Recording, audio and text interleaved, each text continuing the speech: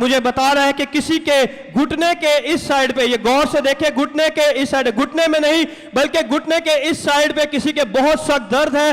खुदावन अभी इसी वक्त छू के आपको कामिल तौर पे शिफा देगा, क्योंकि ये खुदावन यहाँ मौजूद है। जब खुदा के खादम यहाँ पे खड़े होते हैं तो खुदावन खुद मौजूद होता है। जब खुदा के बुजुर्ग खादम आपके साथ हम कलाम होंगे तो खुदावन आपको छू के कामिल तौर पे शिफा देगा।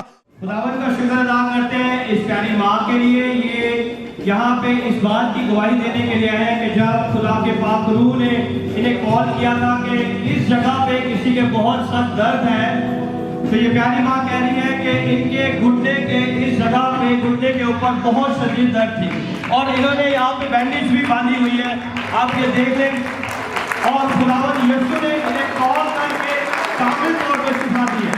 इस बात की ये गवाही देने के लिए यहाँ पे आई है कि यीशु यहाँ पे मौजूद है और आप जो यहाँ पे खड़े हैं, खुदावन आपको छूने कामिल तौर पर शिफा देगा। जोरदार तालियां